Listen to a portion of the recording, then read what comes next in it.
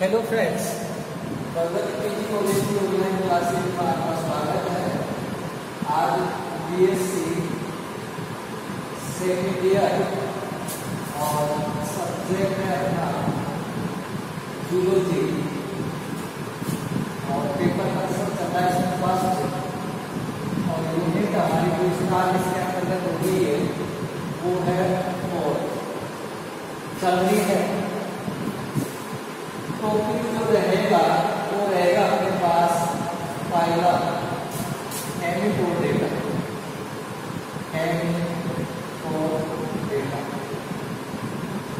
इसके बारे में हम आज चर्चा करेंगे। इसके बारे में हेमिकोडेटा के बारे में। हेमिकोडेटा जो फाइलम है ये फाइलम के अगर हम लक्षणों की बात करते हैं तो इसका नाम से आपको स्पष्ट होगा कि हेमिकोडेटा संघ जो हेमिकोडेटा है, संघ हेमिकोडेटा है, हेमिकोडेटा को कुछ वर्षों तक संघ हेमिकोडेटा को कुछ वर्षों तक संघ कोडेटा में रखा गया था या संघ कोडेटा के अंतर्गत इसको वर्गीकृत किया गया था। तक कुछ वर्षों तक संघ कोडेटा में वर्गीकृत किया गया और किया जाने का जो कारण है इसको वर्गीकृत किए जाने का वो भी इसके अंतर्गत तीन कारण थे। एक तो इसके अंतर्गत गिल दरारों का पाया जाना, दूसरा इसका जो कारण था वो था मोनोकोल्ड और तीसरा इसके कारण था जो इसके अंतर्गत जो लार्वा था यानी कि इनका लार्वा टोर्नेरिया लार्वा और लार्वा का नाम था टोर्नेरिया। ये जो लार्वा था इक्वाइनोडर्मेटा के जो लार्वा है, इक्वाइनोडर्मेटा के लार्वा और लार्वा का नाम था बाइपन्नेरिया। इन लार्वाओं से क्या था मतलब ये समानता रखते थे। ये जो टोर्नेरिया लार्वा है, हेमिकोडेटा का लार्वा है पहले नंबर दूसरा, तो गिल दरारों का पाया जाना था, नोटाकोड का पाया जाना था, टर्नेरिया लार्वा है उसका पाया जाना था। इस आधार पर इसको संघ इसका कोडेटा का दर्जा, इन आधार पर क्या है इनको संघ जो कोडेटा है उसका क्या है दर्जा दिया। लेकिन जैसे जैसे विकास हुआ और विकास होने के बाद में इसके अंतर्गत देखा गया ये जो नोटाकोड था ये एक बकल डाइवर्टिकुलम था, बकल डाइवर्टिकुलम था। यानी कि जो नोटाकोड है एक ग्रसनी या मुख अंधवर्ध के नाम से इसको जाना गया था। मुखीय अंधवर्ध इसको जाना जाता था, मुखीय अंधवर्ध। कहने का मतलब क्या हुआ कि सबसे पहले जब हेमिकोडेटा की खोज हुई तो खोज होने पर गिल दरार उसके अंतर्गत पाया जाए कि नोटाकोड उसके अंतर्गत पाया जा रहा था और टर्नेरिया लार्वा उसके अंतर्गत पाया जा रहा था। लेकिन जैसे जैसे खोज हुई तो जो गिल दरारें हैं वो इसके अंतर्गत क्या है विलुप्त, यानी कि विलुप्त ना होकर वो उसी अवस्था के अंतर्गत बनी रही थी। नोटाकोड जो माना गया था वो नोटाकोड नहीं था बल्कि वो क्या था बकल डाइवर्टिकुलम था। अब ये मुखीय अंधवर्ध होता है, मुख के अंतर्गत जो लोका होती है उसके अंतर्गत जो गलत बन जाते थे उनको उन्होंने लोका कोड माना था, जो कि क्या था, गलत था। साथ ही इसमें जो टंगलिया जो लार्वा है वो इकाइनोडर्मिटा के लार्वा है उनसे समानता दर्शाता है। इस आधार पर ये जब ये लक्षण देखेंगे तो इस आधार को मानते हुए इसको संघ जो कोर्डेटा है उस संघ कोर्डेटा का जो दर्जा दे रखा था उस दर्जे से इसको क्या है, हटा दिया था। ये इसका मतलब लॉजिक था। अब यहाँ आपको जैसे ही कंफर्म होगा ये है हेमिकोर्डेटा। हेमी का मतलब होता है इसके अंतर्गत अर्ध यानी कि आधा। हेमी का मतलब क्या होता है, अर्ध यानी कि आधा। और कोर्डेट का मतलब जो शब्द बना वो कोर्डे से बना है। ये तो है हेमी और ये है कोर्डे। और कोर्डे का मतलब होता है स्ट्रिंग। स्ट्रिंग का मतलब क्या होता है, बलय। हेमी का मतलब क्या है, आधा। यानी कि इसके अंतर्गत जो बलय पाई गई थी वो क्या थी, आधी थी। इसलिए इसको हेमिकोर्डेटा, अर्ध कोर्डेटा के नाम से इसको जाना जाता है। अर्ध कोर्डेटा के नाम से इसको जाना जाता है। ये है हेमिकोर्डेटा का शाब्दिक अर्थ। अब हम इसके आगे जैसे ही चलते हैं तो हेमिकोर्डेटा के क्या है, सामान्य लक्षण। सामान्य लक्षणों की हम जैसे ही बात करते हैं तो सबसे पहले इसमें हम जो बॉडी रोल है उस स्तर की बात कर लेते हैं। यानी कि बॉडी रोल किस स्तर की होती है तो इसका हम सबसे पहले लिखते हैं सामान्य लक्षण।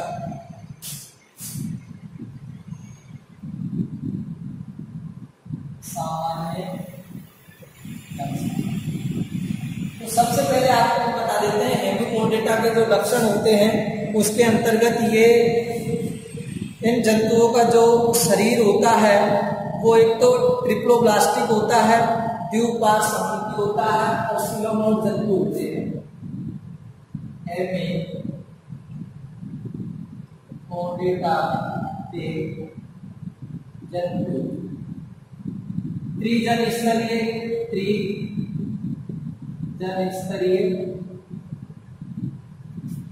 द्विपार्श्व सममिति बाइलेटरल और देहगुही सिलोमेट देहगुही जंतु होते हैं।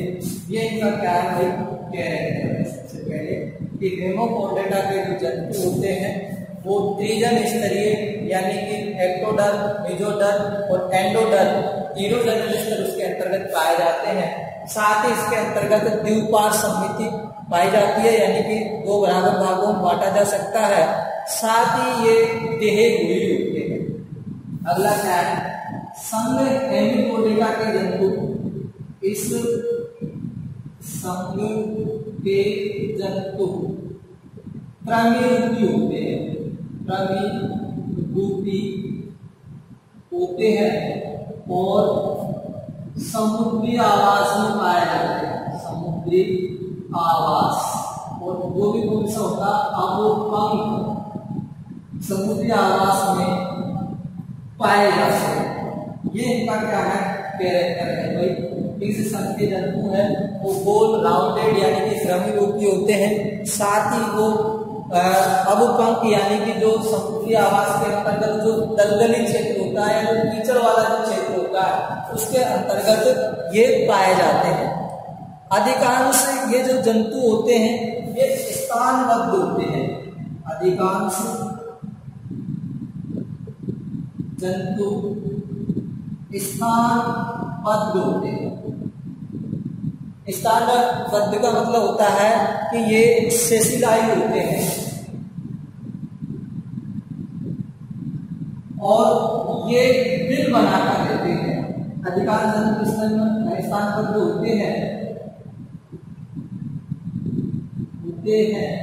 ये बिल बनाकर रहते हैं। बिल बनाकर रहते हैं। कहने का मतलब ये है कि इन जंतुओं में बिल बनाने की क्या होती है, प्रवृत्ति होती है। तो इनका जो बिल की जो सेवती होती है वो इस प्रकार से होती है, यू आकार की। और अगर मान लीजिए जंतु कितना है, 2 मीटर अगर लंबा है तो इनका बिल होगा वो 3 मीटर का होगा। ये इनका मतलब कैरेक्टर होता है बिल का। तो ये बिल बनाकर भी इसके अंतर्गत रहते हैं। अगली अगर हम बात की जाए इसके अंतर्गत, तो अगला है कि इनका जो शरीर होता है वो 3 भागों में बटा होता है। शरीर जो होगा, शरीर 3 भागों में बटा होता है, जिसको अपन शुंड, प्रोविक्स और एक इसको शुंड और एक इसके अंतर्गत पाया जाता है धड़ पाया, यानी कि कोलर पाया जाएगा, कोलर, और एक इसके पाया जाता है ट्रंक।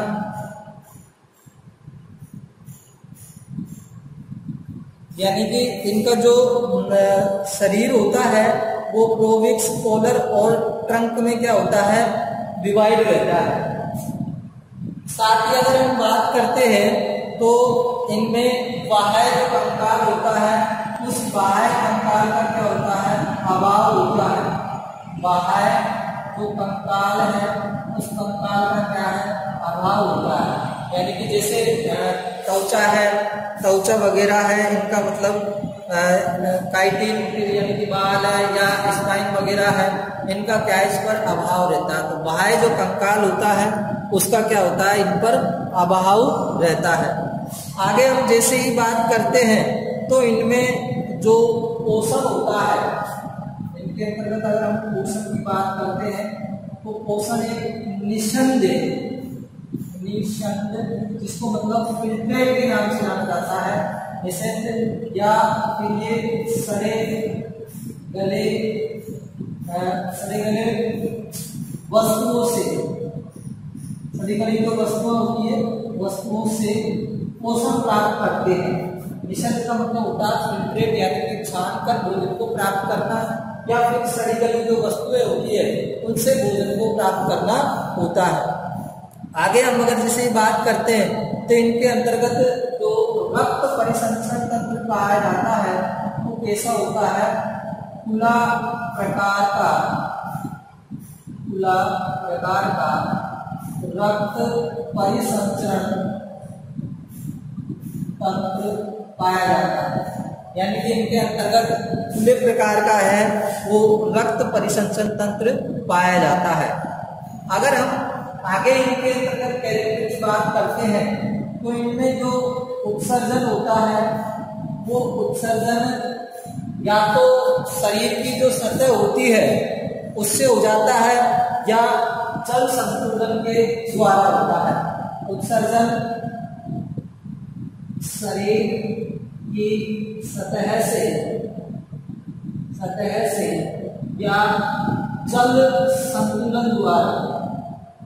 जल संतुलन का मतलब क्या है, यहाँ पर यानी कि जल जैसे ही अंदर लेते हैं बाहर निकालते हैं तो उससे ये क्या है, उत्सर्जित पदार्थों को जल के अंतर्गत डाल देते हैं, जिससे वो क्या है, उत्सर्जित पदार्थ शरीर से बाहर हो जाते हैं।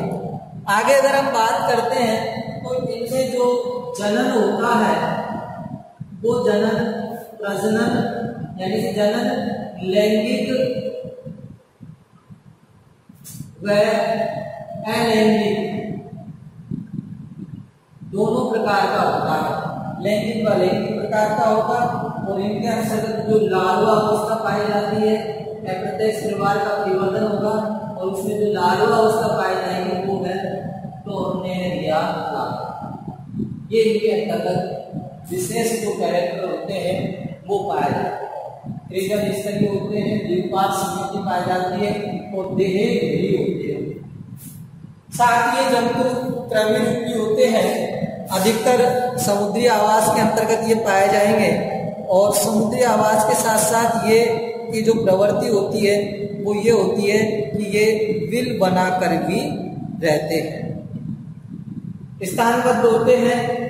साथ ही शरीर 3 भागों के अंतर्गत शुंड, कॉलर और धड़ के अंतर्गत ये बटा हुआ होता है। बाह्य कंकाल का अभाव होता है। पोषण सड़ी गली जो वस्तुएं होती है उनसे क्या करते हैं, ये प्राप्त करते हैं। आगे की ओर जैसे हम चलते हैं तो अब इसका आता है क्लासिफिकेशन। अब आता है हेमिकोडेटा का क्लासिफिकेशन।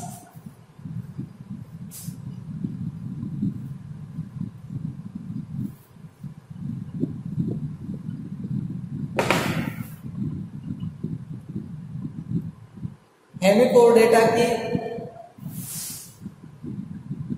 लगभग 90 जातियां ज्ञात हैं। तो सबसे पहले हम देखते हैं इसमें क्लासिफिकेशन ऑफ हेमिकोडेटा।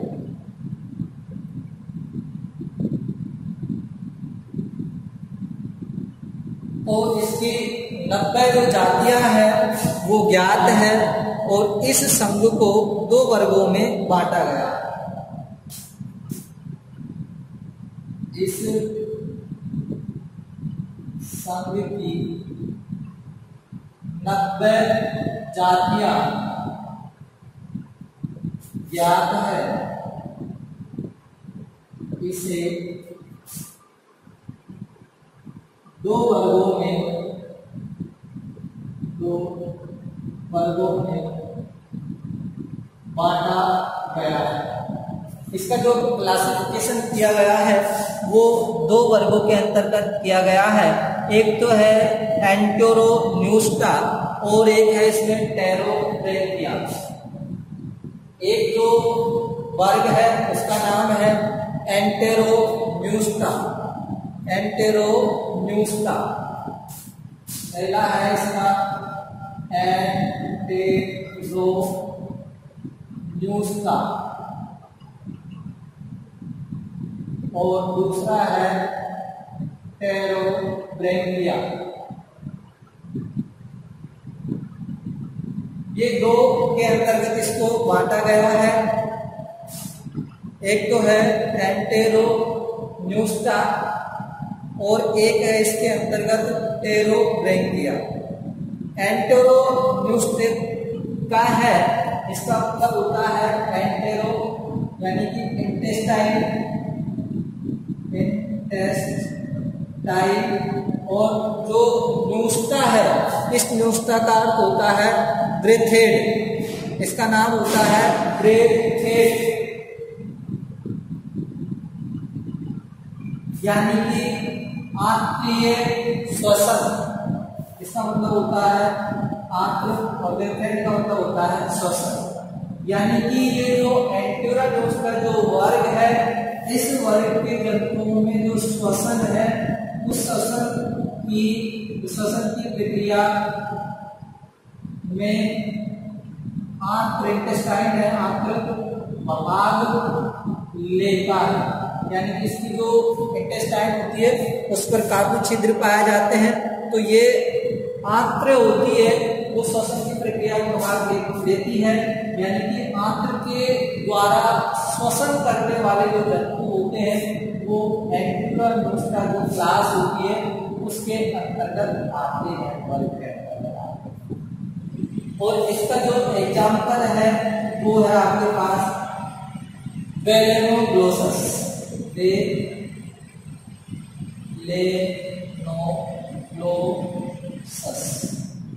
ये जो बेलेनोग्लोसस है ये इसके अंतर्गत आता है, एग्जाम्पल के अंतर्गत बेलेनोग्लोसस। और बेलेनोग्लोसस एक जो एकांकी जीव है और प्रभिरूपी होते हैं, साथ ही ये विलकारी भी होते हैं। इनका कैरेक्टर क्या है, ये एकांकी होते हैं यानी कि अकेले भी रहते हैं, साथ ही ये विलकारी भी होते हैं यानी कि विल बनाकर भी रहते हैं। और इनके अगर आवास की हम बात करते हैं तो ये पत्थरों व चट्टान वगैरह होती है उन चट्टानों के अंतर्गत ये पाए जाते हैं। इसी कारण से पत्थर और चट्टानों के अंतर्गत पाए जाने के कारण इनको एक्ट्रोन वर्ण के नाम से जाना जाता है।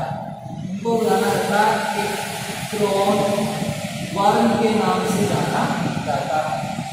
एक्ट्रोन वर्ण के नाम से इनको जाना जाता है पत्थर और चट्टानों में रहने के कारण। आगे हम अगर बात करते हैं तो इनका जो आकार होता है वो 9 सेंटीमीटर से 47 सेंटीमीटर तक क्या होता है, लंबा होता है। साथ ही अगर हम बात करते हैं तो इनके जो कोमल शरीर है वो बेलनाकार होता है और जो कि सूंड में, कॉलर में और धड़ में डिवाइड रहता है। शरीर कैसा होता है, कोमल होता है, जो कि सूंड में और कॉलर और धड़ में क्या है, डिवाइड करता है। आगे अगर हम बात करते हैं तो धड़ क्षेत्र आंत में अनेक गिल छिद्र पाए जाते हैं जिनसे पोषण एवं श्वसन भी प्राप्त करते हैं। धड़ क्षेत्र और आंत में अनेक गिल छिद्र पाए जाते हैं। गिल छिद्र पाए जाते हैं और ये गिल छिद्र पाए जाने के कारण ये पोषण व क्या करते हैं, श्वसन की प्रक्रिया करते हैं। दो कार्य करते हैं भाई, पोषण भी उनके साथ प्राप्त कर लेते हैं और श्वसन है वो भी उनसे ये प्राप्त कर लेते हैं। तो ये एंटेरोसिलोम होता है और इनका जो एनिमल होता है एंटेरोसिलोम का, इस प्रकार से इसका क्या है, दिमाग होता है और ये इस प्रकार से इसका ये कोलर क्षेत्र होता है और ये इसका पेटिक रीजन क्षेत्र होता है।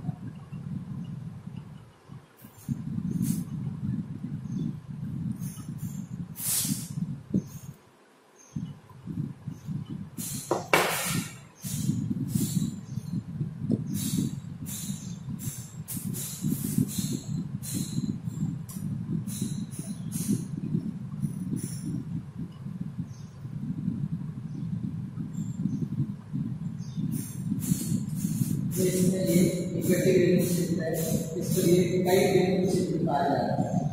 ये इसका क्या होता है, प्रोबिक्स यानी कि सूंड होता है, ये कॉलर होता है इसका और ये इसका क्या होता है, धड़ क्षेत्र होता है और ये इसका यहाँ पर क्या है, एनस होता है। तो इस प्रकार से क्या है, वेलरोलोसस ये इक्वेटिक रीजन क्षेत्र होता है।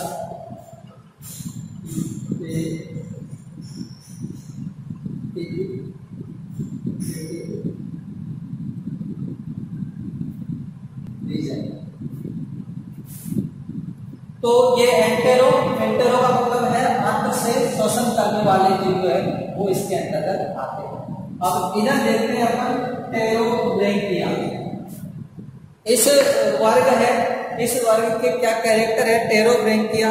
एक तो इस वर्ग के जंतु स्थानबद्ध एवं निभयकारी होते हैं। टेरोब्रैंकिया इस वर्ग के जंतु स्थानबद्ध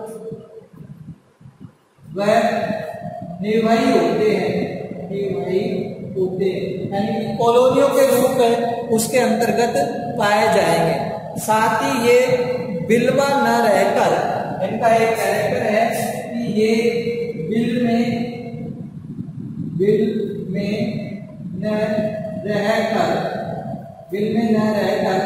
अपने द्वारा स्त्रावित पदार्थ से बने नली में रहते हैं, यानी कि ये बिल नहीं बनाते हैं, अपने द्वारा कुछ ऐसे पदार्थ का स्त्रावित करते हैं जिससे क्या है, एक ट्यूब का निर्माण हो जाता है और उसी के अंतर्गत ये रहते हैं। इनमें गिल दरारों की जो संख्या होती है या तो 2 होती है, गिल दरारों की जो संख्या होगी वो संख्या या तो क्या होती है बेटा 2 होती है या फिर वो क्या होती है एब्सेंट होती है। नेक्स्ट कैरेक्टर की हम जैसे ही बात करते हैं तो इनके अंतर्गत क्या है, स्पर्शक पाया जाता है। स्पर्शक पाए जाते हैं। और इसे 3 जो क्या है जीनस है, यानी कि इसे 3 वंशों के अंतर्गत बांटा गया है। एक तो है इसमें रैप्टोप्लूरा, इसे 3 वंशों में बांटा गया है। फर्स्ट है रैप्टोप्लूरा। सेकंड जो वंश है उसका नाम है सिफेलोडिस,